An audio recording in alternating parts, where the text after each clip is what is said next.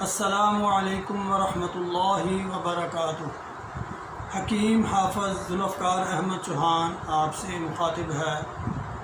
ارشاد باری تعالیٰ ہے وَمَن يُؤْتِ الْحِكْمَةَ فَقَدْ أُوتِيَ خَيْرًا كَثِيرًا، اور جس کو ہم نے حکمت عطا کی اسے ہم نے خیر کثیر عطا کر دی۔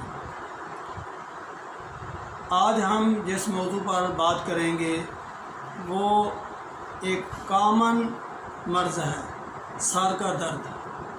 اصل میں سر کا درد کس لیے ہوتا ہے یہ بات ہوگی۔ بعض اوقات سر کا درد پیٹ میں گیس ہونے کی وجہ سے، معدے کے خراب ہونے کی وجہ سے ہوتا ہے۔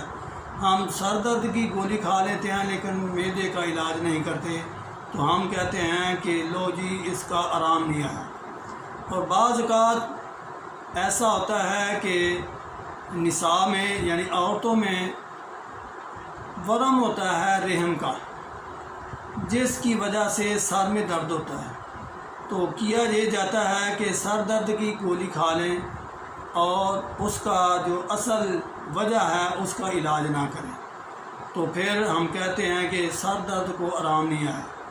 تو آج میں آپ کے سامنے ذکر کروں گا کہ اس کی جو اصل وجوہات ہیں ان کا علاج کیا جائے، کیسے کیا جائے تاکہ سر درد جو ہے وہ ٹھیک ہو جائے۔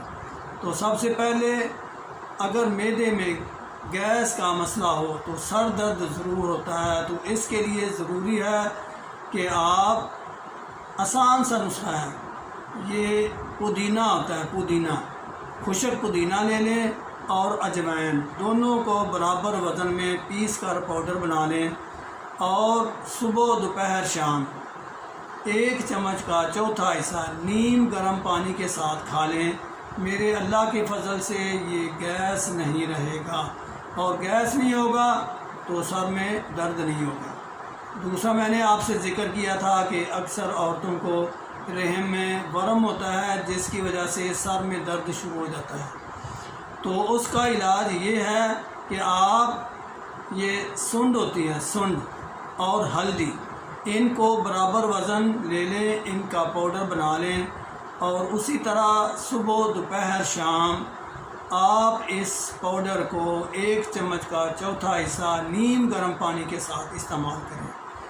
آپ یہ ادویات استعمال کریں، اصل مسئلہ جو ہے اس کا حل ہو جائے گا، تو سر درد جو ہے وہ کبھی بھی نہیں ہوگا۔